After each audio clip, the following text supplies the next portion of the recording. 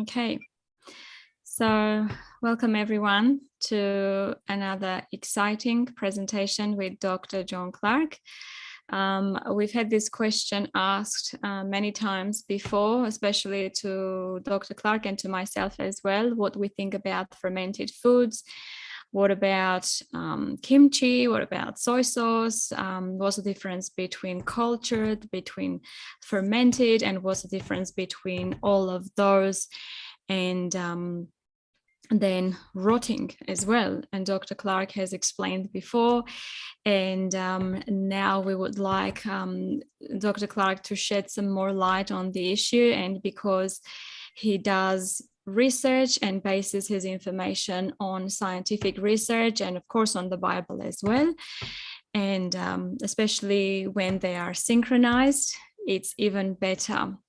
So we will have, as always, a Q&A segment at the end of the presentation. So if anyone has any questions, please type either on Zoom or on YouTube, as we are live as well on YouTube. So type in the chat box, and Dr. Clark will try to get to those questions as time allows.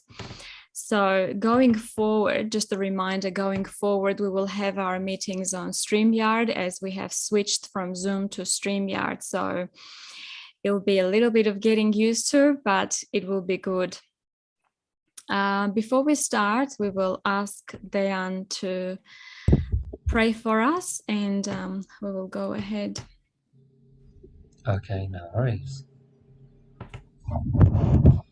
Our loving Father in heaven, we thank you so much again for all your blessings, for your mercy and grace, for your abounding love. Thank you that we can be together again to have this meeting with Dr. Clark and to study your word and to learn a little bit more about what your desire is for our health and well-being. Bless us with this discussion, this presentation, we ask in Jesus' name. Amen. Thank you very much for that, Dr. Clark. You should be able to share your screen now, so whenever you're ready. All right, let's see if this works.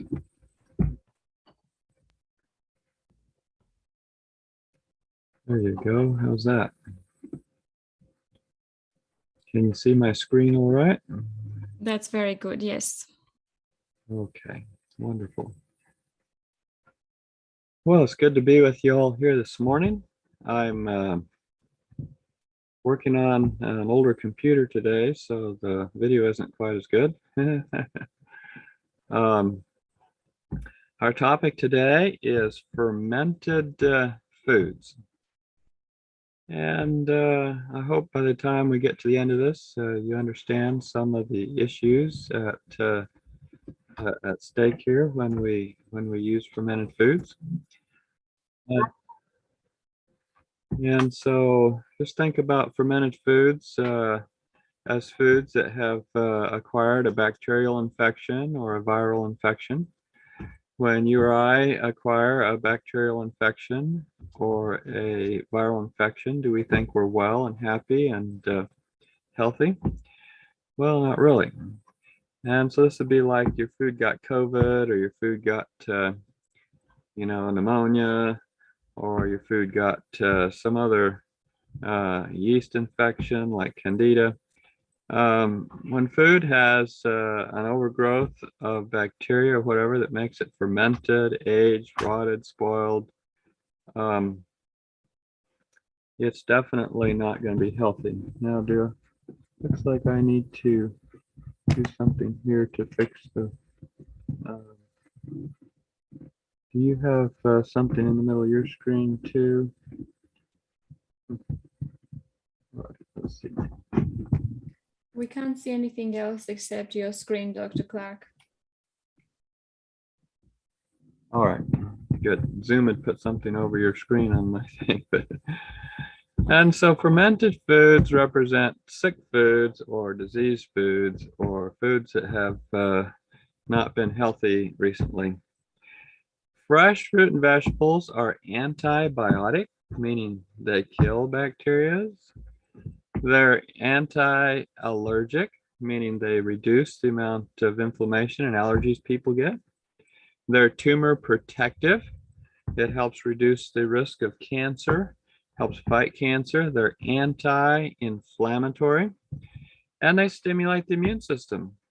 And so we like to have good, fresh fruits and vegetables. I might also add they are nutrient dense, meaning they have a lot more nutrition than foods that have had any kind of processing either by humans or bacteria or viruses or molds or yeasts or things like that. And so the way God made the food, excuse me, was to be very healthy and to meet all our needs. And he put it on trees and vines and bushes and plants. In the Garden of Eden, if you look at Spirit of Prophecy Volume 1, it talks a lot about all the different colors of grapes. So it makes you think they ate a lot of grapes, sort of God's fast food. Go to a tree or, a vine and pick a grape. And so it's very good for you, makes you healthy. But you have this group of people. Here I have a website from Mercola, sort of a popular web doctor. The health benefits of fermented foods. And people have sort of gone to thinking this way. Maybe if I let the bacteria infect my food first, I will have health benefits I otherwise would wish I had. And so reading their story at a glance, fermentation is the process that's been long practiced. I wonder how long. Maybe since the Garden of Eden? Well, since they got kicked out of the Garden of Eden. Yeah, out of the Garden of Eden. You know, our first parents cried more over falling leaves, the dying of the first leaves, and we cry over dead loved ones, we're told. And so nothing would have rotted, spoiled, fermented, aged inside the Garden of Eden. Really, it only came about as a result of sin. And reading that story at a glance, reading the rest of it, the fermentation is a process that's been long practiced by many cultures. All right, a pun there, right? Around the world. Well, one of the best strategies to ensure that you have optimal good bacteria levels in your body is to consume fermented foods, they're claiming. Then it says fermentation has traditionally been used by many cultures around the world to enhance food and prevent spoilage. How do you prevent spoilage with spoilage? This is kind of like vaccination, isn't it? Remember we talked about vaccination a few times ago. And it's incredibly powerful way to improve the health benefits and digestibility of foods. And then it says 9 top tips to remember when fermenting vegetables. And they got this written over some kimchi. Okay, well, interesting. And I'll talk about things being fermented, not being good. And people will ask me, well, what about much touted, much advertised apple cider vinegar? Just a minute. Let me grab a drink of water.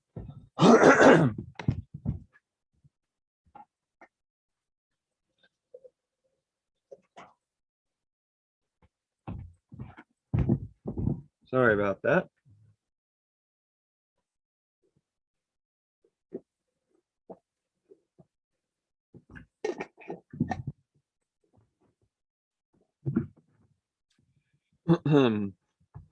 Yeah, Dr. Clark, what about apple cider vinegar with the mother? You can't ignore the health benefits and stories of recovery from its use, can you? And there's all these people who will say, well, I drink apple cider vinegar every day. It took away my whatever disease, arthritis. It took away my headaches. It took away my whatever. And if sin is the author of fermentation, and Satan often makes people sick so he can make them well, you think he might be making them well with a potion that is damaging or harmful, just like with drugs? Well, very possible. But so I asked people, okay, so you're going to drink your apple cider vinegar. Well, that's not very natural. That's a processed product. Why don't you be more natural and just eat the rotten apples with all the little green spots, the saggy skin, the vinegar juice pouring out of it? One day I was out at my trash. We'd thrown away some old fruit, and the whole trash had turned into vinegar. I was thinking, wow, if I'm going to do competition with the apple cider vinegar people, I better make some bottles of this stuff and sell as Dr. Clark's health vinegar.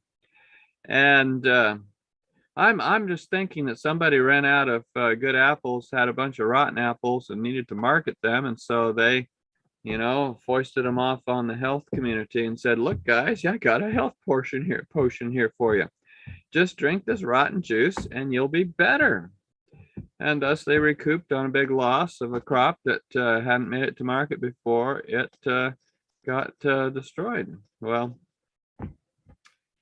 anyway, but where do they put vinegar? Well, they put it in your ranch dressing.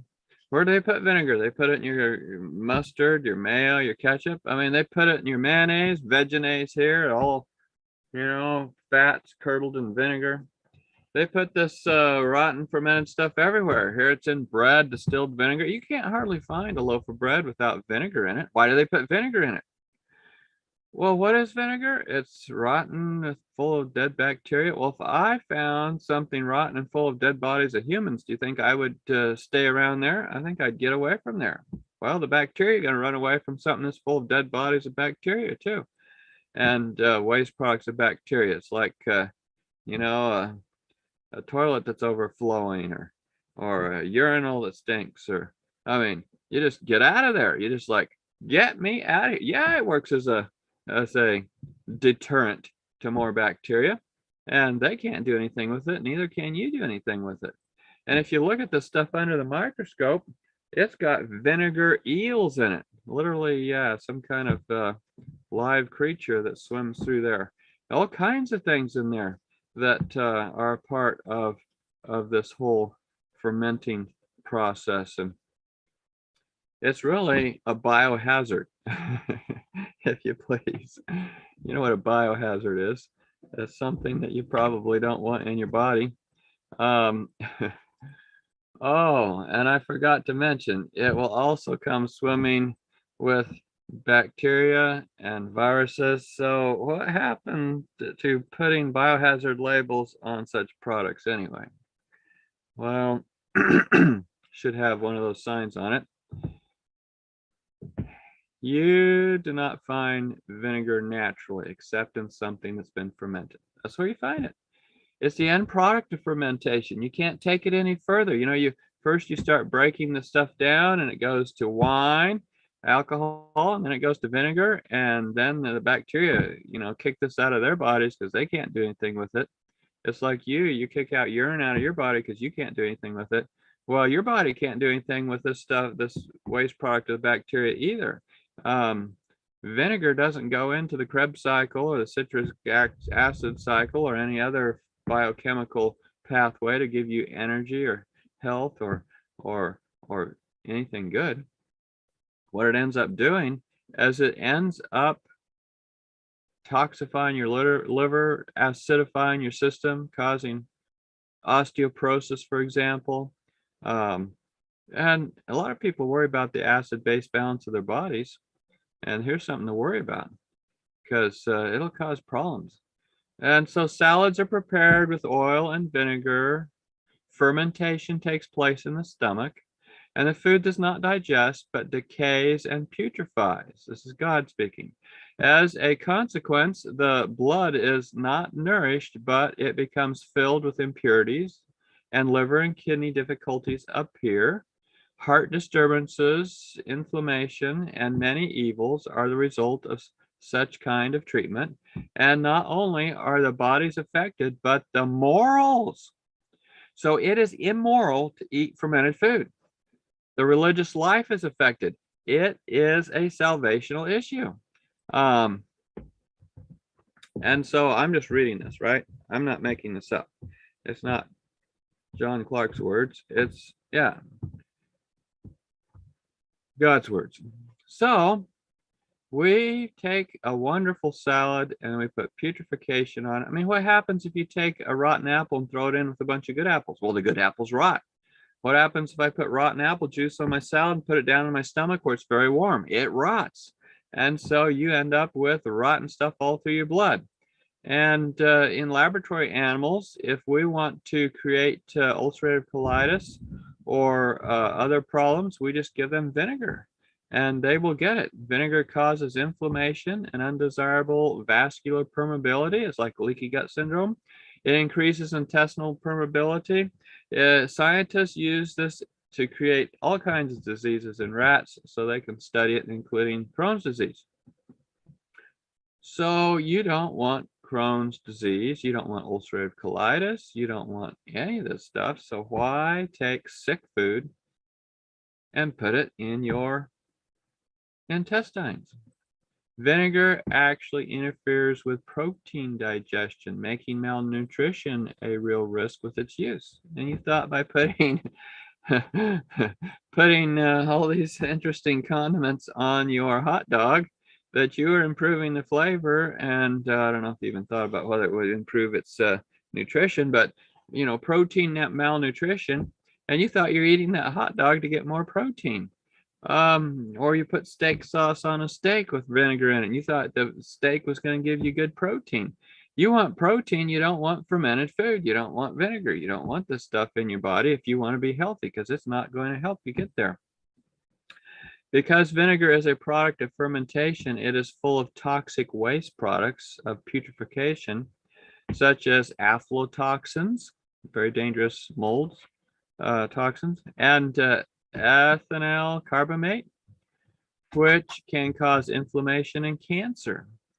And so this is a good way to improve, increase your cancer risk. Just start eating food that's unhealthy, and you'll get your cancer risk increased proportionately. Well, cancer is not a popular disease these days. Vinegar is metabolized in the liver. Liver cancer increases with its inclusion in the diet. And vinegar increases the risk of bladder cancer. So these are cancers that increase when you use fermented products. And nicely prepared vegetables and fruits in their season will be beneficial if they are the best quality, not showing the slightest sign of decay, but are sound and unaffected by any disease or decay. So decay and disease go right together. Really, a decayed food is a diseased food. And more die, I'm just reading this, more die by eating decayed fruit and decayed vegetables, which ferment in the stomach and result in blood poisoning, than we have any idea of. You want to die? Eat fermented food. You want to die? Get sick. You want to die? Get yourself close to somebody that's sick. I mean, this is very interesting. Very fascinating. People want sick food, and sickness is the result of sin. Disease is the result of sin. Fermented fruit is the result of sin. Sin is not a good thing. We do not have any enzyme in our digestive tract that breaks down vinegar. So it goes straight into the bloodstream and is an acidifier of the blood and causes cellular acidosis. And because it is acid, it can erode your teeth. And when it hits the stomach, it can cause ulcers. Vinegar is used to demineralize bones so we can slice it and study it under a microscope. To be legal, vinegar must contain a minimum of 4% acetic acid, which is the acid of vinegar. Calcium is taken from the bones to buffer and remove the acid from the body and causes osteoporosis, weak bones.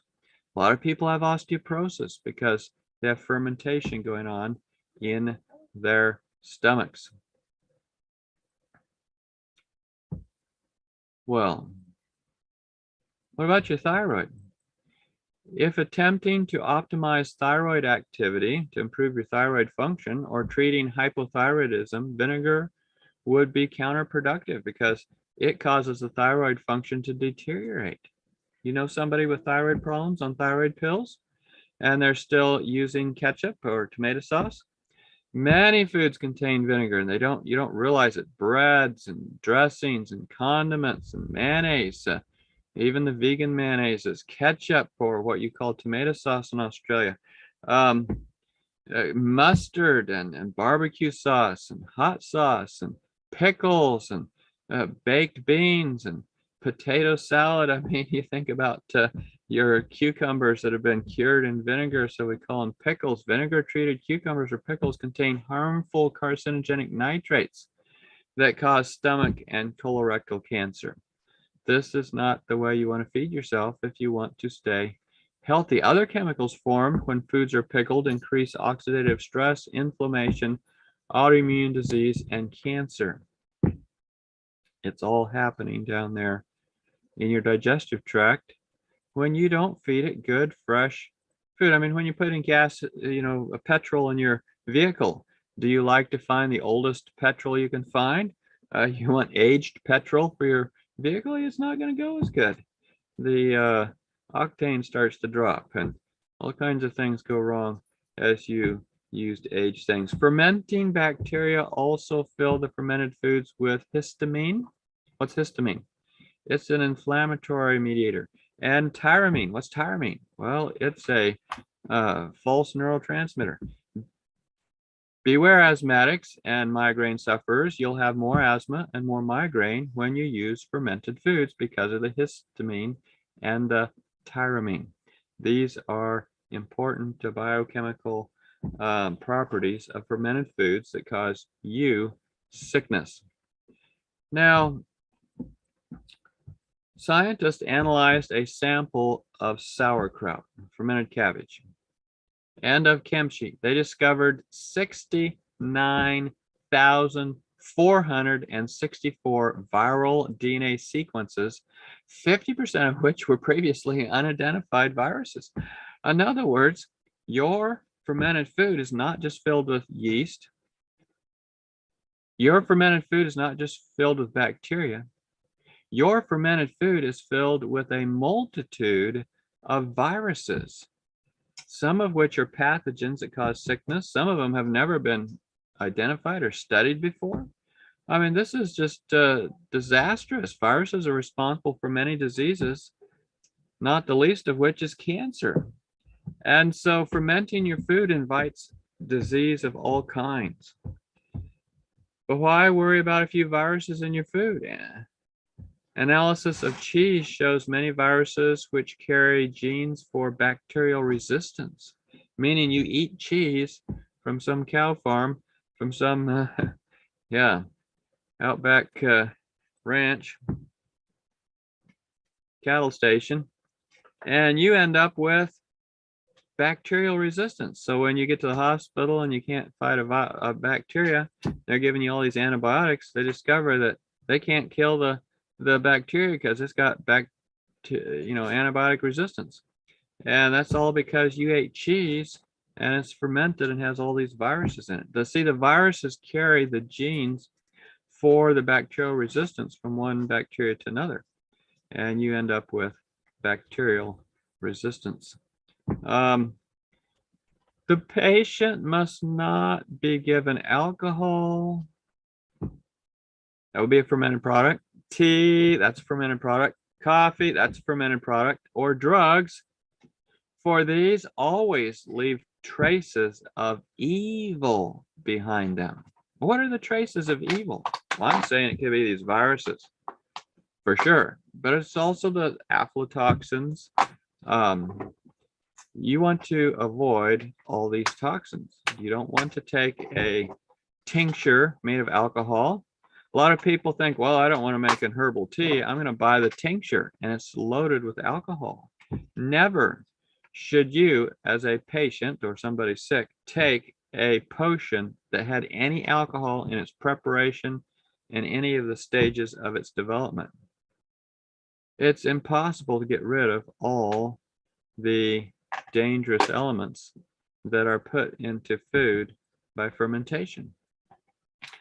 In fermented foods, there are toxic byproducts of metabolism from bacteria, molds, and fungi, including mycotoxins such as aflatoxins, which are responsible for illness like autoimmune disease and cancer.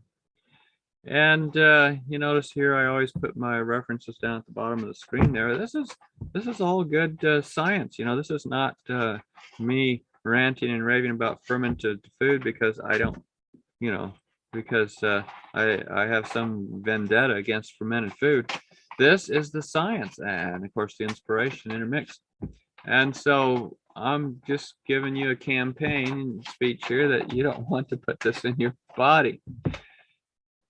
Are there any healthy alternatives to vinegar? Well, certainly.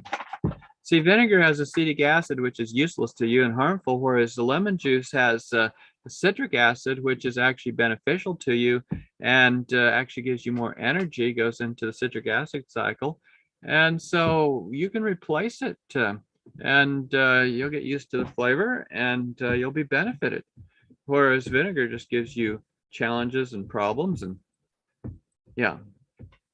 Well, you know, Jesus was careful to avoid anything like fermentation. When he's on the cross, they wanted to give him vinegar. Why did they want to give him vinegar? Because vinegar affects your brain. So people on vinegar have a brain, mental issue going on. It's not helpful for their brains. They gave him vinegar to drink mingled with gall, and when he had tasted thereof, he would not drink. And we're told in the spirit of prophecy, he was very careful to make sure his brain was very sharp up to the very last, so he wouldn't have any disadvantage in fighting Satan. And so we want to make sure we don't have any disadvantage in fighting Satan. You want to have a disadvantage in fighting Satan? Eat fermented food. And what fermented foods did Adam eat? Well, none. I mean, at least until he got out of the Garden of Eden. Who do you think of that ate fermented foods that got in trouble? Remember Noah? He was one of the ones that ate fermented foods that got in trouble. And God saw everything that he had made, and behold, it was very good. It didn't need fermentation to get better. It was already good. God made it good, and it is good. God made man perfectly holy and happy, and the fair earth, as it came from the Creator's hand, bore no blight of decay or shadow of the curse. It is transgression of God's law, the law of love, that has brought about, well, woe and death. And we could say, paralleling our previous sentence there, decay and the blight of decay and a curse. And so sin has brought fermentation. Your fermented food is a result of sin. Therefore, do we owe a debt of gratitude to sin for providing us with rotten food so we can have better health? Did God miss something in making good food for Adam and Eve? And now we're benefited by rotting it? I mean, how crazy is that? And you think of all these different, fermented foods. Now, to give an example, we do know that the fermentation process is encumbered with unhealthy byproducts such as ethanol, of course, vinegar, and people use all kinds of alcohol to get drunk. Did you know that that same alcohol is produced in kimchi?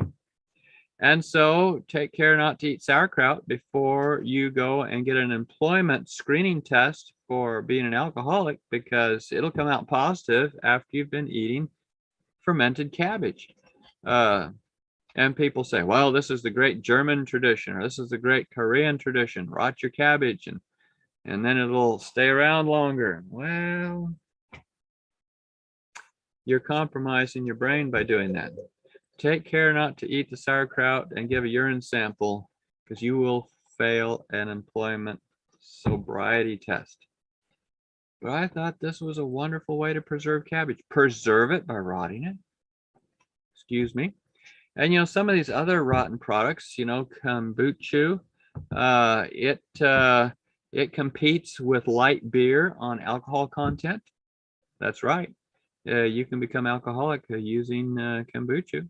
And so you don't want to be eating any of these fermented foods. You see, when food is fermented, we say it is increasing in entropy. Entropy is, you know, a law of thermodynamics. It's a physical law. It's part of physics. The more something sits around, it tends to go to entropy. It's like your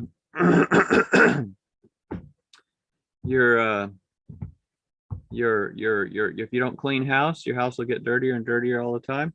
If you don't, you know, aren't constantly making sure your clothes are in good shape and clean and hung up and pressed, and they'll start to go to entropy. It's like everything tends to deteriorate with time. And some of the things that to make it deteriorate are yeah, beasties like bacteria and virus. I mean, you think that if a mouse eats some of your corn before you eat it, and then you eat it after the mouse has pooped it out, that it's better, that it's improved? No, it's gone to more entropy. It's lost some of its original structure, some of its original organization, some of its original, well, nutrients. The mouse used some of the nutrients, and so it has increased in entropy. Any food that's rotted, fermented, aged has not improved in entropy. It has decreased. You know, it's become more scattered, more diseased, and it has less nutrition. There's no way a bacteria can eat on your food and use some of its energy and then give it back to you with more energy. That's an impossible prospect according to thermodynamics. Thermodynamics says everything in a system that's energy has to come from outside of the system, and that would be food. And so it didn't come from inside the system. You can't give the mouse food and have him poop it out, and now it's superfood. Not so. But a lot of people look at fermented food as superfood. Not so. You can't ferment it and improve it. It's against the laws of thermodynamics. What about sourdough bread? That's a fermented product. Okay, why is sourdough bread sour? Well, it's because of its production of you know, of among other things, vinegar in its fermentation processes. There's about 7 toxic chemicals that are produced when you sourdough bread, none of which are things that you would purposely go out and use if you understood their harmful nature. And so sourdough bread is just fermented bread. And let me just say that there's different organisms that can do this. And people say, but I eat my sourdough bread, so I'll have a probiotic. Well, what kind of probiotic would you want to make good sourdough bread? Well, you want a probiotic that makes gas. Do you want a bunch of bacteria in your gut that makes extra gas? Is that the kind of probiotic you want? Oh, excuse me. Here we go again, more gas, and sort of a social problem, right? Well, this is a big issue. So you want to make sure that you're not getting a bunch of gas formers, because they're also alcohol formers, as well as formers of other toxic byproducts of fermentation. And so sourdough bread doesn't have the type of bacteria that you would be wanting in your body. In common with most fermentation processes, sourdough increases the food's content of glutamate. What's glutamate? Well, glutamate is the active agent in monosodium glutamate.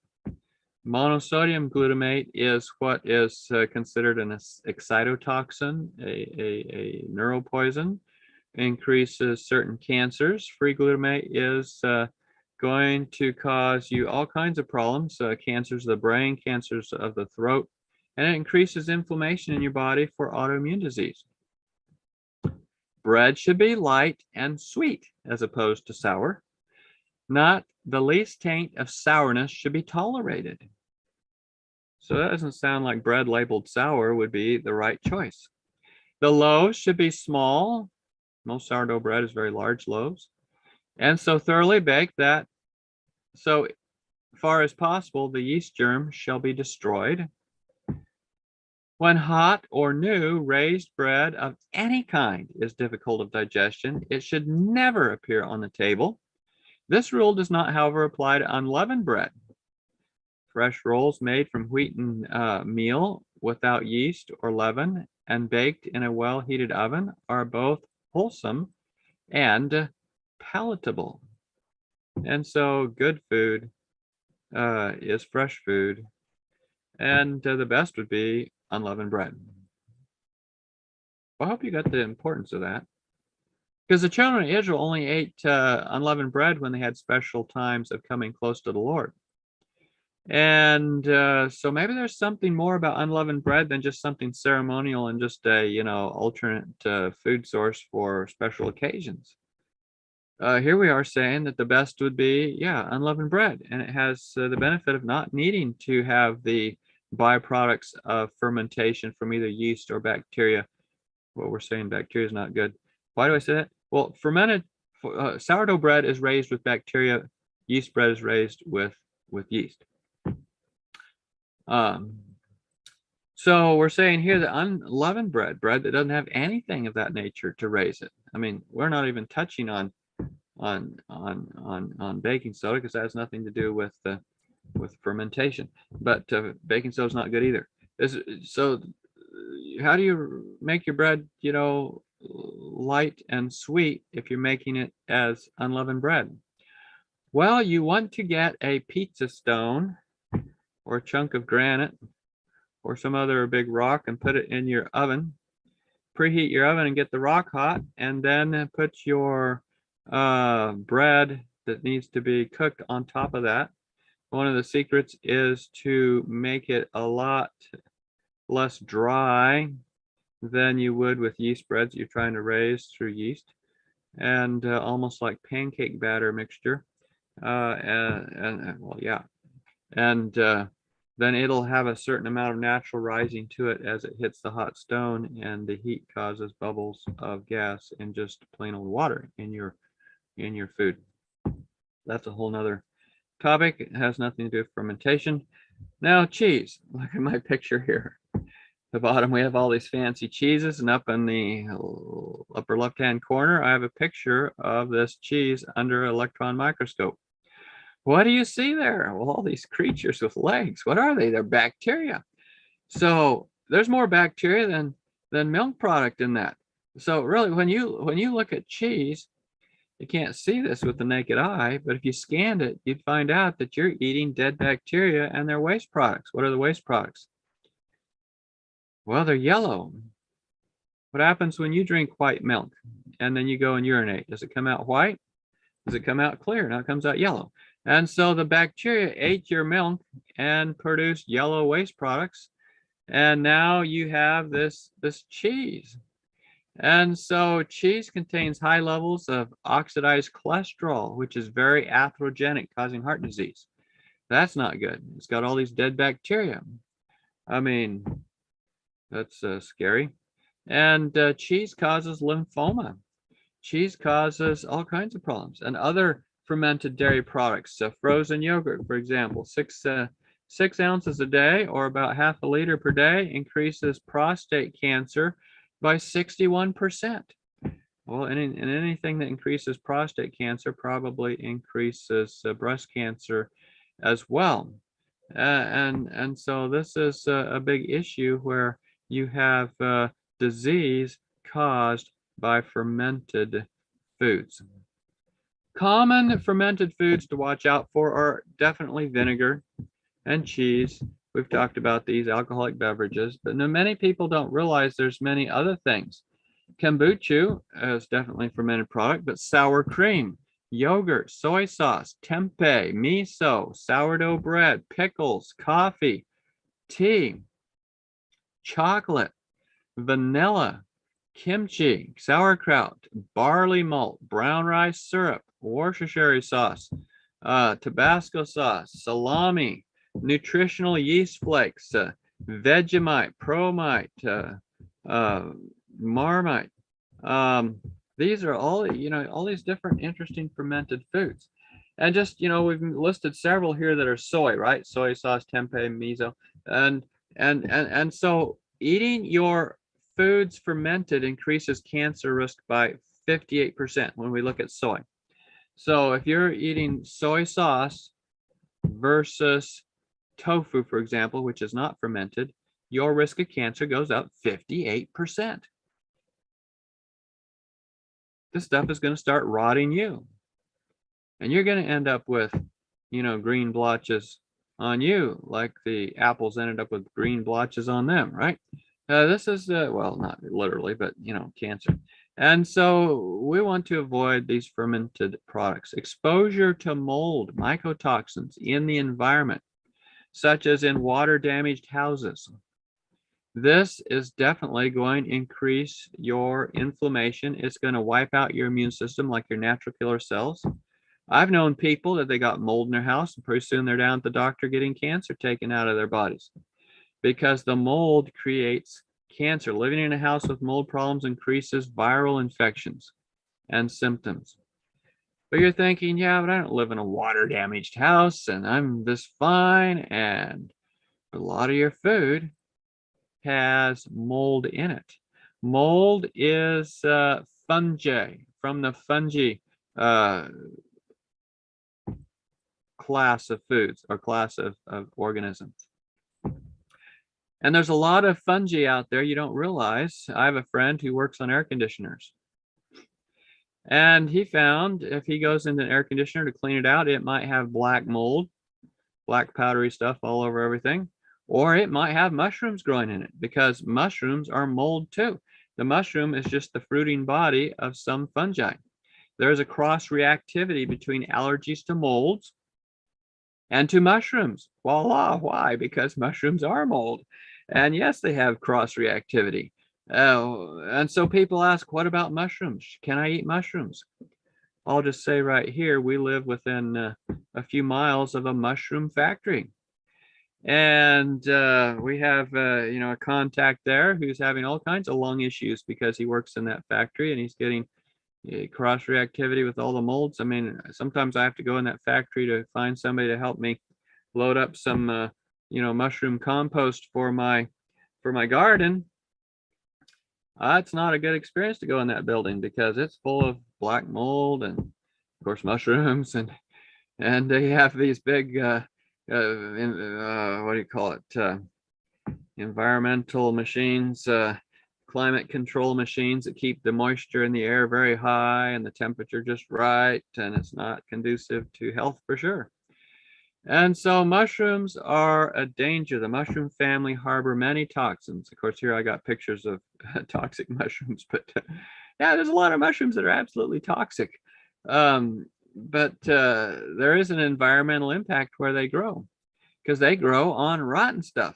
And when they grow on rotten stuff, they pick up the rotten stuff and take it in. It's not like a plant, which lives in the soil but takes its carbon from the air. These mushrooms don't have photosynthesis. They depend on getting their growth from stuff that's in the stuff they're growing on.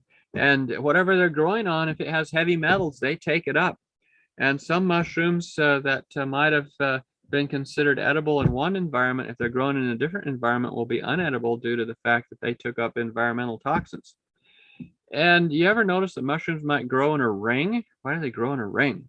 They're a huge underground fungi.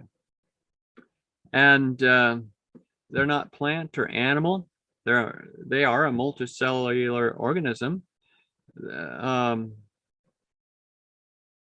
But plants are too. Plants are multicellular organisms that have chlorophyll, and they get their energy from the sun through photosynthesis, and they use carbon dioxide from the air, and that way they make their own food. Mushrooms do not photosynthesize. They cannot take up food from the air and photosynthesis like plants, and so they gain their nutrients by being scavengers. Are we supposed to eat scavengers? Are scavengers clean beasts? Are you supposed to eat the vultures or the birds of prey or pigs because they're scavengers? No. And if we eat things that are rotten, are we scavengers? Yes. Can we be clean animals if we eat rotten things? No. So if we eat fermented foods, are we clean animals? No, we're scavengers. And so mushrooms are scavengers though, and they're scavenging stuff out of the ground. Mushrooms, mildew, yeasts are all classified as in the fungi kingdom. And that wasn't part of the original diet. The creator's diet, fruits, grains, nuts, seeds, vegetables. And God said, behold, I have given you every herb-bearing seed which is upon the face of the earth, and every tree in which is the fruit of a tree yielding seed. To you it shall be for meat, and you shall eat the herb of the field. Mushrooms don't have seeds, so they aren't part of that. And they wouldn't have been in the Garden of Eden because there's no fermentation in the Garden of Eden. Nothing dying, fermenting, decaying, going to spoil for people to eat. We want to get back to the Creator's original diet, to the diet of heaven. That's what we want. Why do mushrooms taste so good? Well, it's MSG again. Mushrooms, they produce MSG. Just like sourdough bread produces MSG, the fermenting, rotting, spoiling process produces MSG. And so it's got all its neuroinflammatory properties and risk of cancer and autoimmune disease right there in the mushrooms as well. Are mushrooms medicinal? In other words, people say, I got to eat this mushroom for my cancer. I got to eat this mushroom because it's good for me. It'll help my disease. Well, here from Fungi Biology, 2016 article, despite the long-standing use of dried mushrooms and mushroom extracts in traditional Chinese medicine, there is no scientific evidence to support the effectiveness of these preparations in the treatment of human disease. And so the researchers don't even agree. I mean, this is folk medicine. This is unfounded. It has no basis in reality, science, physiology, anything. And studies repeatedly show a mushroom cancer link. That's right. I mean, I was surprised. Multiple studies, and here just these plain old mushrooms, like down at this mushroom factory where I go to get my mushroom compost for my garden. Those type of button mushrooms and brown button mushrooms and white button mushrooms and shiitake mushrooms, whatever, they have in study after study shown to cause cancer, to have cancer-causing biochemicals in them. And you're wondering, why are these things still on the market? Why aren't they labeled like cigarettes as being a carcinogen? I don't know. I don't know why. I mean, why do they still market cigarettes and alcohol? I mean, it's ridiculous. But yeah, they market mushrooms too. And yes, they cause cancer. And so beware. Mushrooms also are implicated in amyotrophic lateral sclerosis, ALS. ALS. A recent study provided evidence of a variety of fungi in the cerebral spinal fluid of brain tissues of ALS patients. What a dramatic thing to have, ALS. And I've known people who got ALS from living on property that had mold in the soil. Interesting. Anyway, at the Last Supper, only unfermented wine was present. Fermentation is a symbol of sin and its consequences. Christ is still at the table, reading from Desire of Ages, on which the Paschal Supper has been spread. The unleavened cakes used at the Passover season are before him. So nothing fermented, right? Nothing fermented. So unleavened cakes. The Passover wine, untouched by fermentation, is on the table. These emblems Christ employs to represent his own unblemished sacrifice. Nothing corrupted by fermentation, the symbol of sin and death, could represent the lamb without blemish and without spot. And so fermentation represents sin.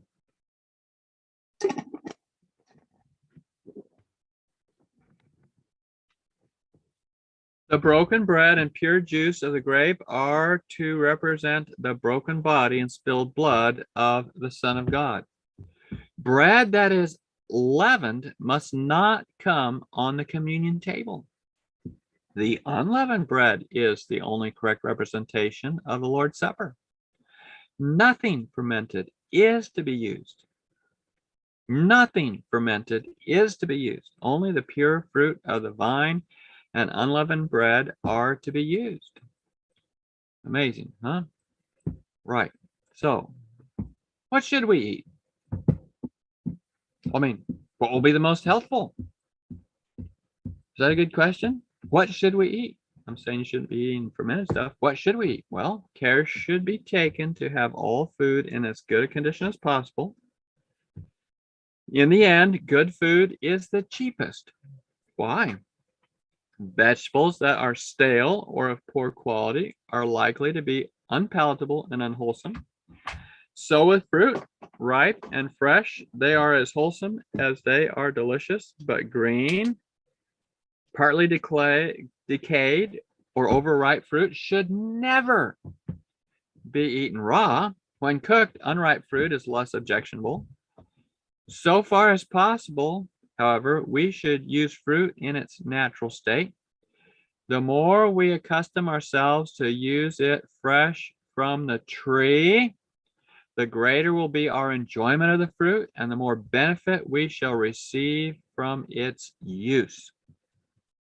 And so fresh food. In summary, fermented food is diseased food. Fermented foods have too many pathogens and toxins. Fermented foods increase whole body inflammation. Fermentation is the result of sin. God created nutritionally dense fresh foods for our health and for our happiness.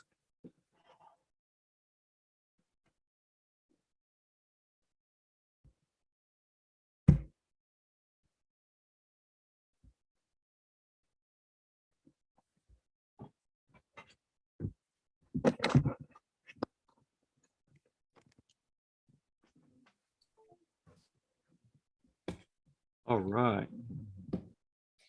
Wonderful. Thank you so much, Dr. Clark.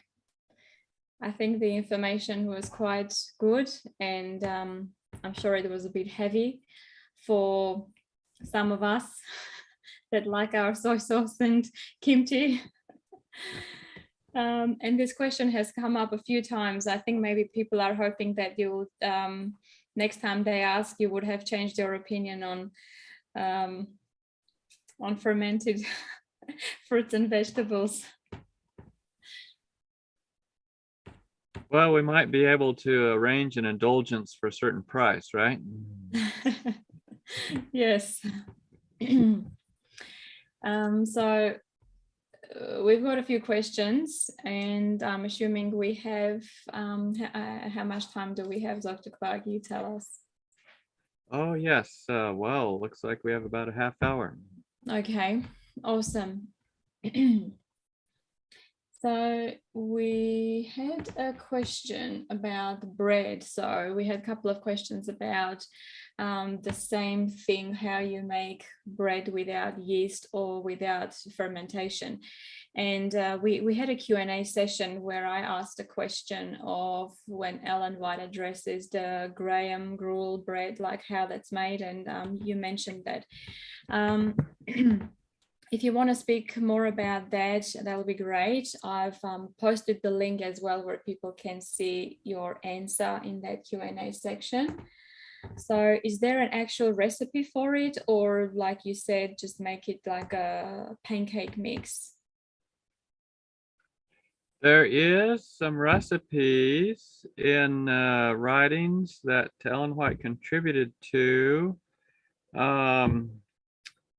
Let's see, you find it on the CD-ROM or on the Ellen White website, I believe, in the publication called How to Live. Mm-hmm. And you look up what she calls GEMS, G-E-M-S.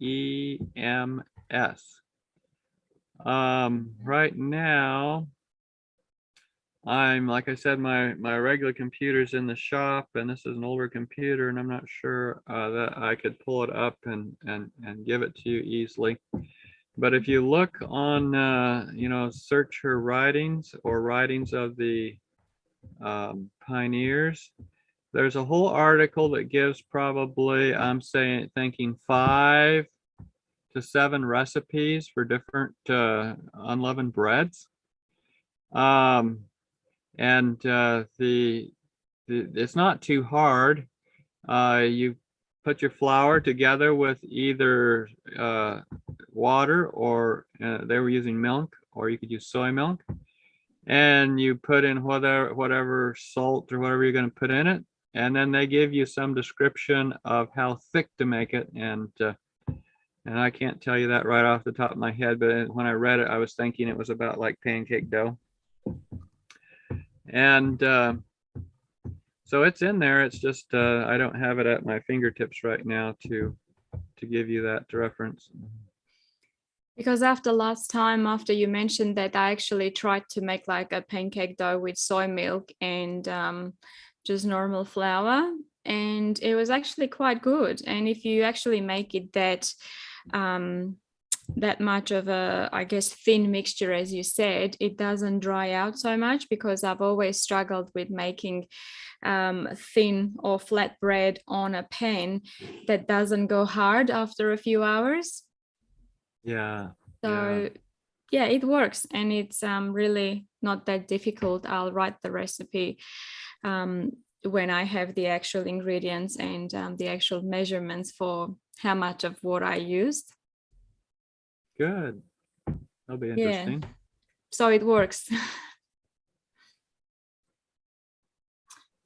Okay, so, and then on YouTube, we have, yeah, the person was asking about a recipe for baked bread with natural leaven, wild yeast, and one without natural leaven, store-bought. Which would be better? Is one better than the other, Dr. Clark?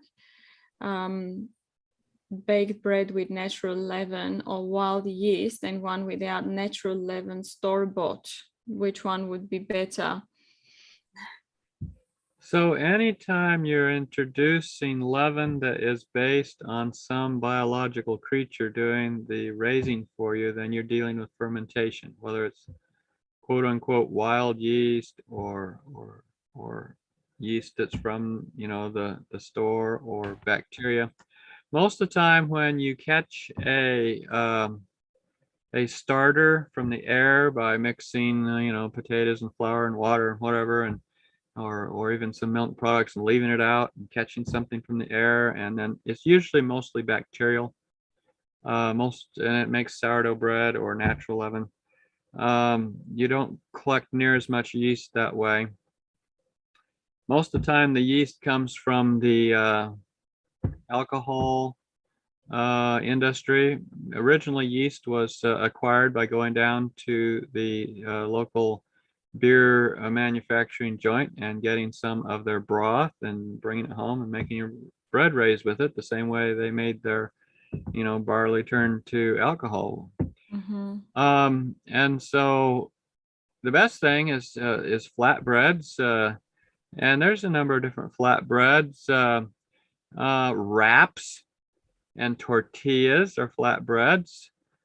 Some of the pocket breads don't have any leavening in them. Some of the ethnic breads that you can find can be unleavened. So you have to look around and read ingredients and see what there is there. We found a number of them that you can get on the market, and over here it's usually tortillas or things like that that will have the ingredients you want. Mm-hmm. Yeah, and I guess one thing to remember as well is that if you want your bread to rise well, you put sugar in it. So then that tells you that I guess yeast feeds on sugar, and sugar feeds yeast. So That's right. Yeah, that's correct. Yeah. That's not a very good thing. That's why someone, when they have yeast infection, they are told not to eat sugar, because that's just what happens. The yeast multiplies because of sugar. Yeah, that's right.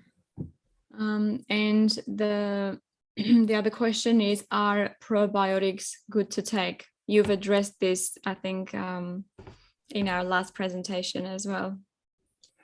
Just when would you want a probiotic? If for some reason you felt that, or you had undergone a antibiotic course, not that we're recommending antibiotics, but if you've taken antibiotics, you probably wiped out your good bacteria.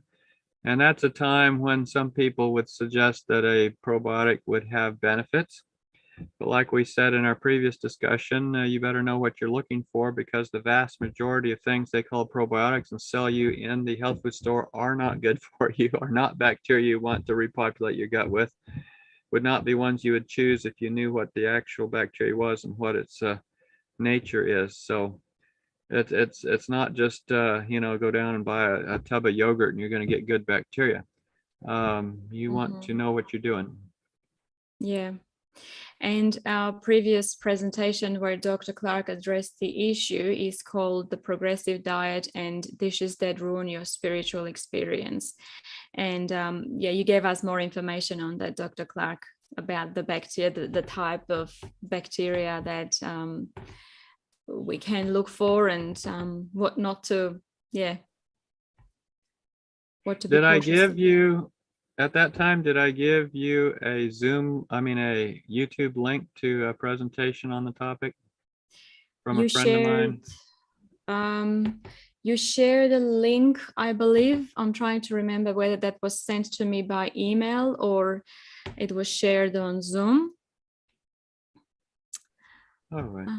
I'll have a look, and if I find it, hopefully if I find it, I'll share again. All right, great. With everyone.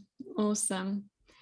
So then the other question, eating fermented food increases your risk of cancer by 58%, but over what period of time though? Why can't I have soy sauce occasionally with my rice? It's only 1 meal in 50 maybe. Yes, we like our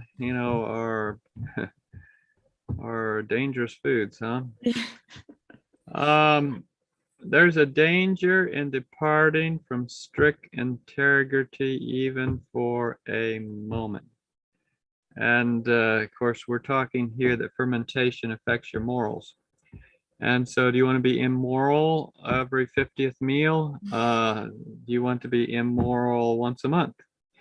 How often do you want to be? And I say not immoral that it's sin necessarily to eat the food, but it affects your morals and your ability to fight sin, your ability to resist temptation, your ability to think clearly, your ability to, well, perfect Christian character.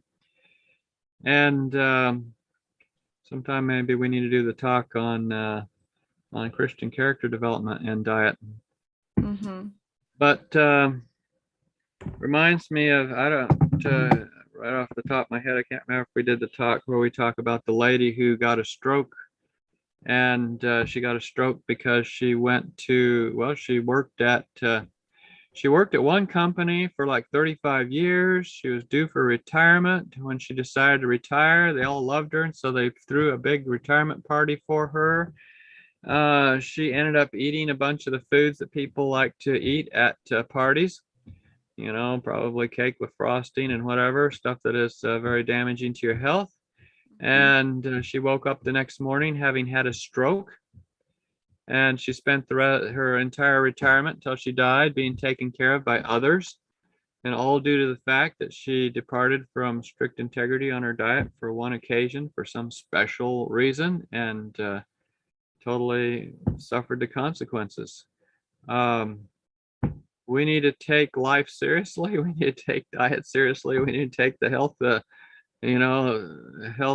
principles seriously. And there's no good reason to find occasions to depart from good healthful practices. Yeah, exactly.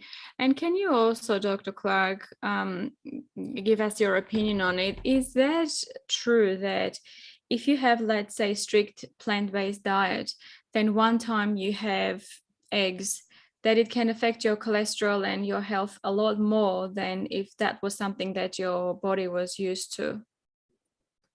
I've seen that happen for sure. I've seen that happen for sure. People will be on a bad diet and their body develops a toleration to it, learns how to handle it, and then they go on a good diet for a long time.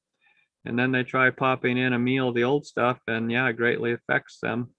And I've seen, well, the article I refer to about people eating fresh fruits and vegetables and getting their blood pressure down and getting their weight down and stopping smoking and drinking had that same experience, because when they were on the fresh fruit and vegetable diet, they did so much better. But when they went to a graduation ceremony and ate whatever food was there, they got sick. Some of them threw up. And yet they had, there had been a time in the past when they had eaten that diet, and it was the regular diet.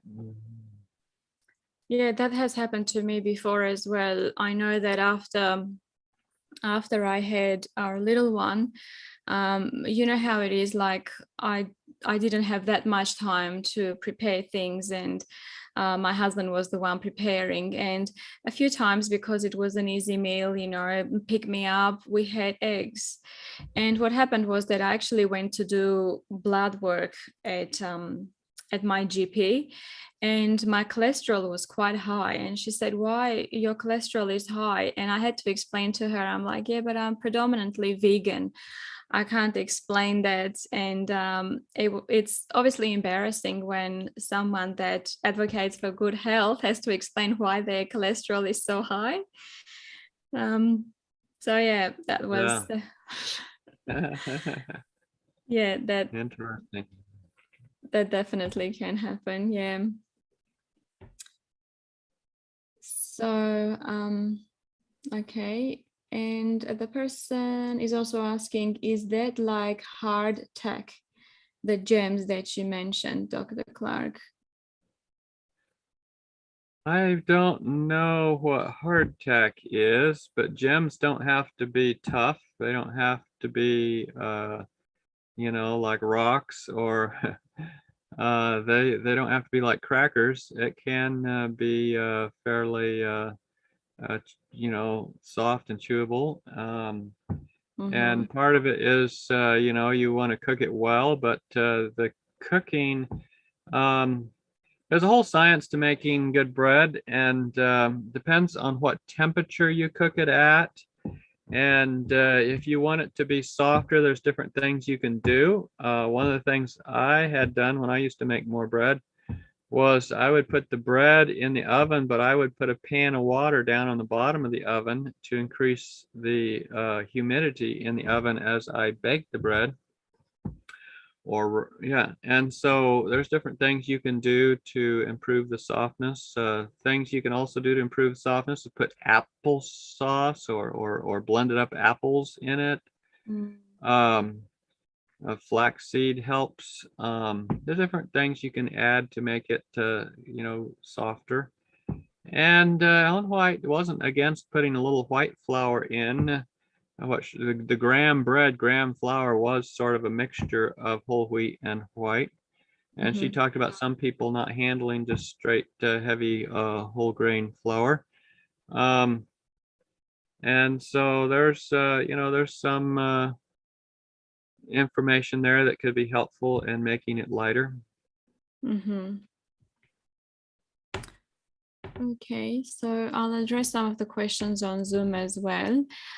So the question is, in some cultures of the world, fermented food is part of a staple diet. People seem to have less rates of diabetes. Any comments? Yes, the fermented foods, you know, they can tend to be better foods. So sauerkraut's probably better than eating at McDonald's, but that doesn't mean that you won't end up with something besides diabetes. Some of the original good things that helps diabetes in cabbage would still be retained, but you are adding something to that that isn't beneficial. So, you know, cultures that use fermented foods, the Germans using their sauerkraut and the Koreans using their kimchi, if they ate their cabbage fresh, they would avoid diabetes even better, and they wouldn't have the downsides of having eaten something that was rotted. Sometimes I hear people talking about either their in-laws or their grandparents and saying, look at how unhealthy their diet is and look at how long they've lived. And I know some of them, they are bedridden. They've been in bed for a long time. They've been bedridden for decades pretty much, and they are in their 80s. And I have to say, look, 80 years old is not even the good life expectancy that you should have, and you should not be bedridden for the last 20 years of your life. So being alive is not just I guess all we want.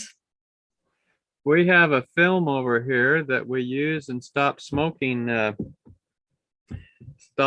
programs. It's called Death in the West. It was put together by a group trying to fight the tobacco industry. What they did is they went around and found all these cowboys that had been photographed for Marlboro cigarette ads.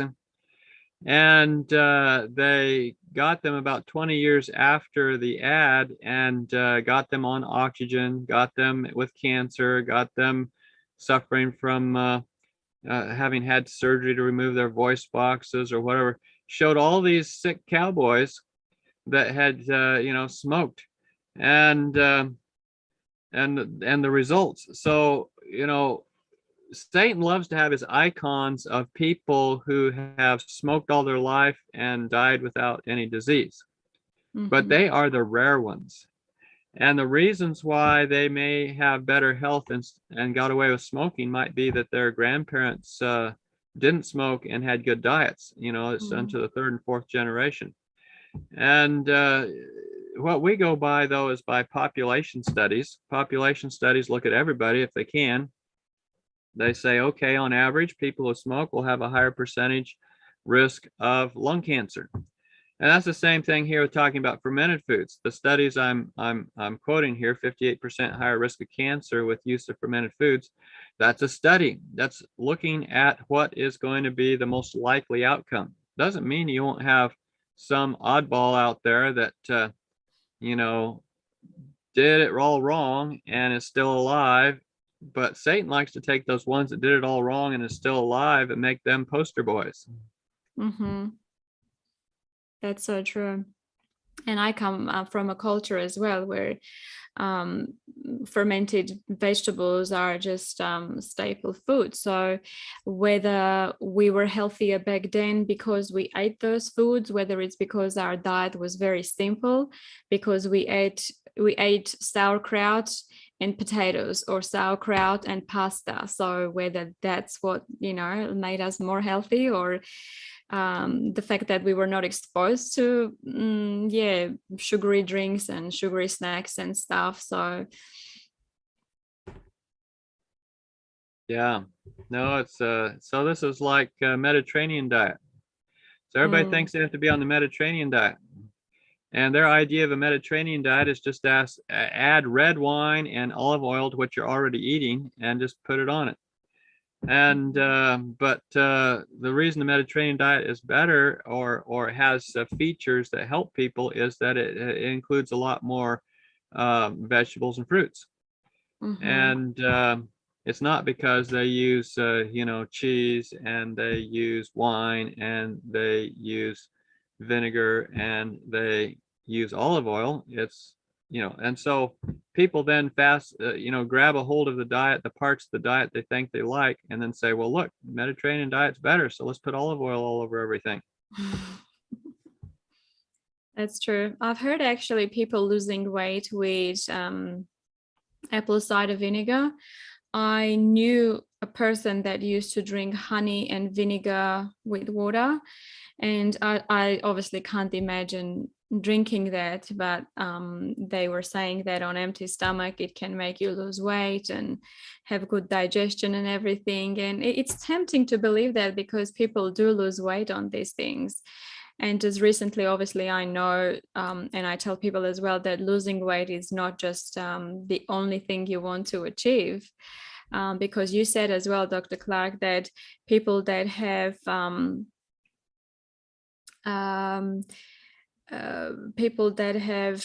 what cancer was it? It was rectal cancer, or I can't remember. You said they lose weight as well if they have Yeah. Right. People who smoke lose weight. That's one of the reasons people smoke, is to lose weight. Yeah.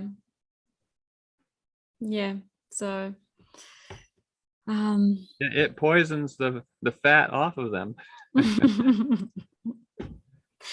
yes. Scares the fat away. Okay, so another, I guess, comment says, interesting that pregnant women are asked to avoid some fermented foods. What implications does it have on the unborn baby? Yes, and John the Baptist's mother was told to avoid fermented foods. Samson's mother was told to avoid fermented foods, and the fermented foods will have the same impact on the baby as they have on the mother. And so all the things we've talked about here, it'll increase problems for the baby as well. Mm-hmm. Both in the belly and in utero and through breastfeeding. Yeah, I remember when I was pregnant, I was reading some information that alcohol crosses the placenta. Yes. So there's no safe limit of alcohol. That's what I've read. No safe limit of nicotine and alcohol. So I guess if you're saying that the same alcohol is in fermented foods as well, then there's no barrier between the baby and the mother. Right, and the effect on the baby is more dramatic than the mother because it's so much smaller. Yes. So the other question, which products are good to take? How is tofu good? Tofu is not a fermented product. Tofu, if you want tofu from soy milk, you just put a pinch of Epsom salts in it and you get tofu. It's nothing but flocculated proteins of soy. Whereas miso and tempeh are fermented products. If you want the whole soybean product, you want to just get soybeans. And I'm not saying you have to eat soy, but tofu has the fiber removed essentially, but it's not fermented. Yeah, that's why it's white. It's not brown. Yeah. There you go, or yellow. Yeah, exactly. As cheese is. That's how I go sometimes. I remember listening to doctors who were talking about how you read on Bragg's liquid aminos and you see only one ingredient, or it was soy sauce. I can't remember, but soy sauce, you read it's got only one ingredient, soy, and you wonder how it's so salty and so brown when soy is white. Right. Yeah, that's the case with the liquid aminos. The way they get away with that is they claim, well, they don't have to put on the label processing agents. So they don't put in there that they put it in hydrochloric acid to break it down, and they don't put in there that they use baking soda to neutralize the acid, but then in the end you get the sodium bicarbonate mixing with the hydrochloric acid, and you get sodium chloride, and you get a high salt, and therefore, since it's high sodium, you get monosodium glutamate. Wow, that's very interesting. I guess it's as MSG as it gets. Right. So soybeans are 18 to 21% glutamate in their protein, and so when you make Bragg's liquid aminos, you're getting 20% monosodium glutamate. Wow, good to know. So then I guess the person was also asking about baking powder or baking soda. You addressed this in our previous presentation as well, Dr. Clark, but what does baking soda or powder interfere with? You did mention it interferes with absorption of nutrients. Yes, it affects the B vitamins, so you don't absorb them as well, or it sort of destroys them.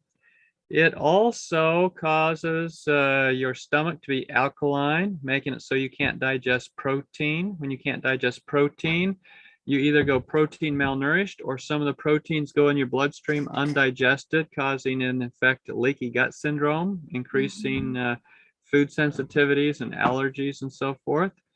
The baking soda is definitely going to affect any nutrient that requires an acidic stomach to be digested.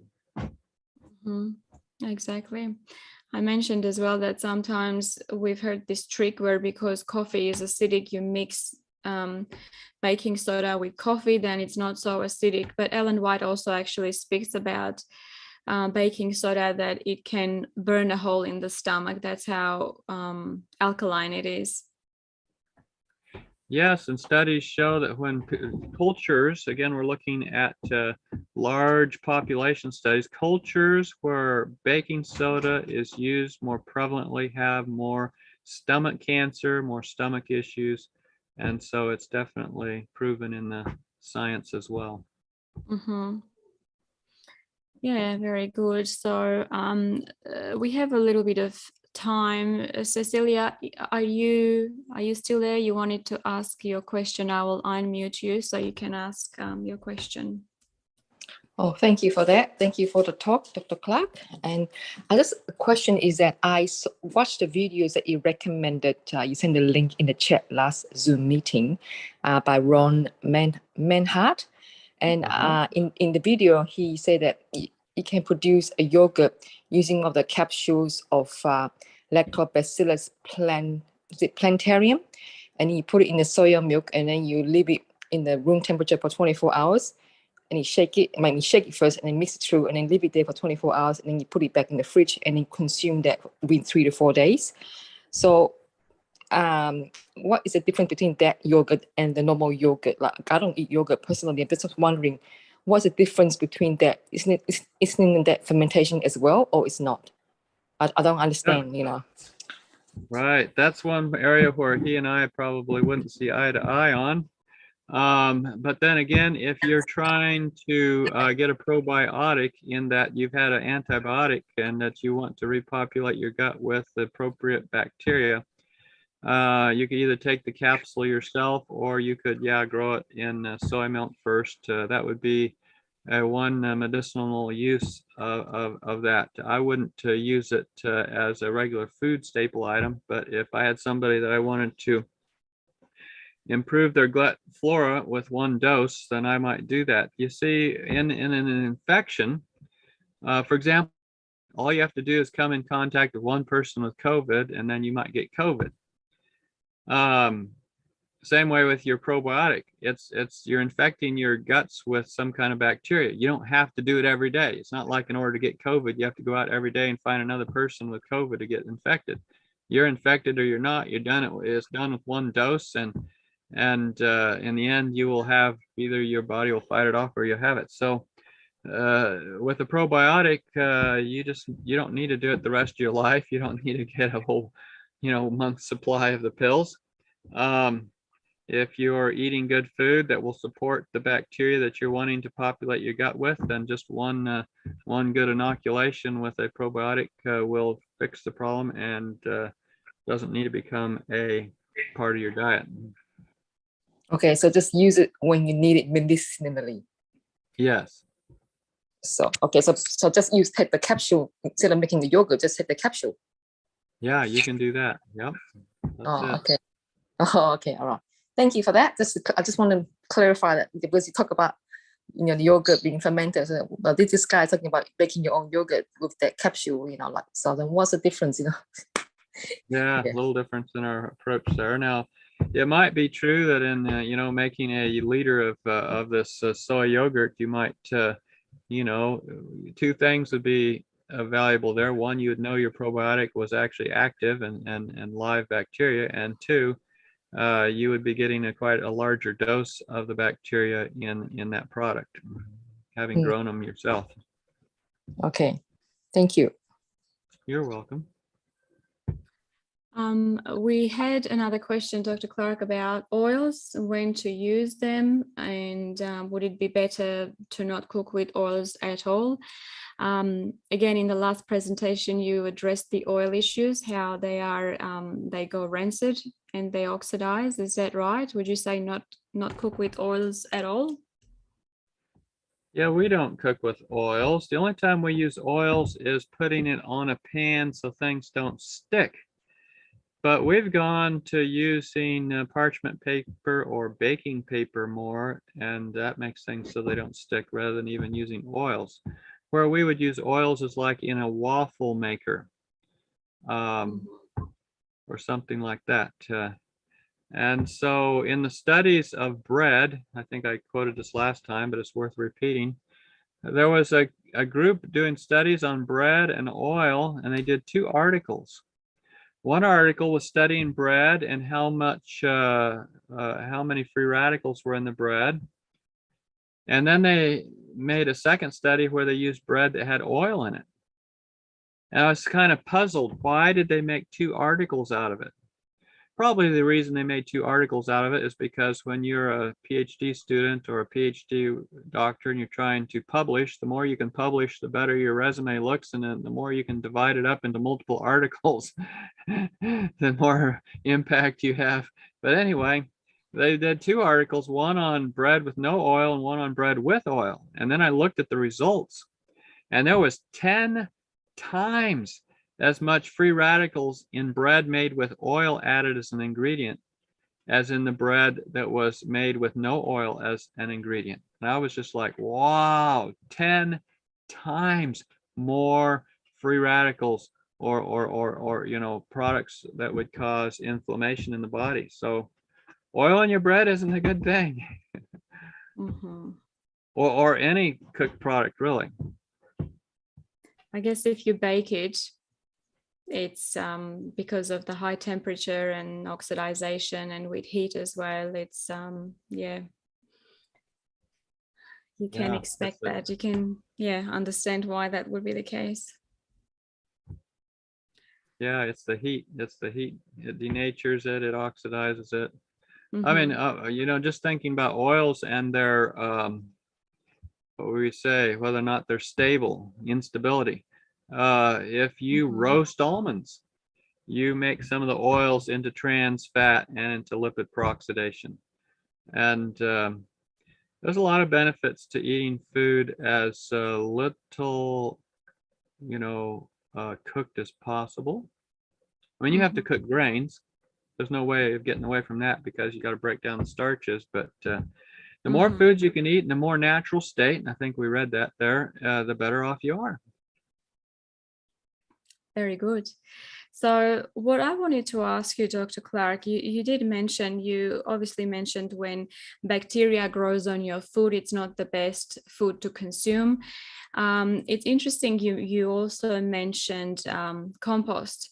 So the difference, I guess, between compost being good for our plants, and then it's interesting that if we just put rotten vegetables on our plants or in our garden, I don't think the plants will grow very well. So is the difference between those fermented foods and compost the fact that the compost goes through that whole carbon cycle and it turns into dust, whereas in our bodies, it doesn't have the ability to do that. So it putrefies in our body. Yeah, if you look up in Ellen White's writings on compost, she talks about in a town, somebody having a bad compost heap can cause the whole town to be sick. That it's putting off vapors or gas or whatever that's very harmful to everybody involved. And I haven't, you know, I'm not, you know, we have a garden, we make compost, we buy compost. It's definitely a part of what's considered, you know, the cutting edge of gardening, and some of the most advanced and best composting techniques come out of Australia. You know, there's some guys down there around Byron Bay or whatever that are sort of like the world leaders in some of this stuff. And it's certainly true that our whole environment here post sin is based on rotting, fermenting, aging. You know, you look out in the countryside, and there's all kinds of things composting and going back into the ground, and I'm sure it's not going to be that way in heaven. Other people, their focus is not compost, but it is rock dust and minerals. And instead of doing composting, they try to do mineral enrichment of soil. But that's sort of out of my department. But to me, looking into that seems like there's a lot of potential. And we put rock dust on our well, we mix it in with our compost, we mix it in with our soil. We do rock dust as well, but I can't answer, that's not my specialty isn't gardening and agriculture. It's not something I've studied so much. But I'll just tell you right here, so we did spend some time on an organic farm, learning some organic farming and going to seminars. And in gardening, in farming, they look at 17 different nutrients that plants need to grow.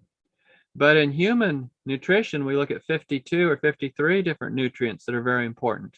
So there's a big mismatch between what it takes to grow a plant and make it big and what it takes to make a human healthy. And the people growing the plants aren't looking at what it takes to make a human healthy. They don't look at 52 different nutrients. They just look at the 17. Well, looks like we're out of time, but yes, we are. Thank you very much, Dr. Clark. It explains as well, the talk explains too why sometimes vegan diets might not work, because all of these things mentioned are vegan, except for mushrooms, which might be a bit of a confusion around mushrooms, whether they are a plant or an animal, but you did mention. So it's just really good to think about these things and realize that maybe sometimes if a vegan or plant-based diet doesn't work, maybe there is a reason for that. Yeah. So yeah, thank you very much, Dr. Clark. As I said, our next presentation will be on StreamYard. We will discuss that, and the topic is dependent on, I want to open up for suggestions. If people want to tell us what they would like to discuss, I'll be in touch with you to discuss that and arrange the next meeting. Very good. If we can ask you to close with a word of prayer. Yes, I'd be happy to. Dear Father in heaven, we're thankful that we could spend time together online thinking about health and the benefits, thinking about the entrance of sin and its consequence with fermented food. Lord, we pray it will always be trying to find out what best pleases you and what is in our best interest in the way of diet and lifestyle, that we can be healthy, happy, and holy. And we thank you in Jesus' name. Amen. Amen. Thank you very much, Dr. Clark, again, and God bless. We're looking forward to seeing you next week. Yes, likewise. God bless. Thank you.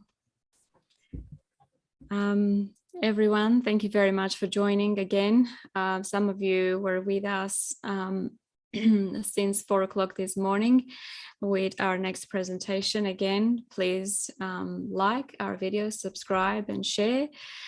These are very good, very important topics to be shared and to make others aware as well. And we're looking forward to seeing you next week for another presentation. Please send me your suggestions and also questions that I can forward to Dr. Clark, and he will address them as he can at his own time. So thank you very much again. God bless you all.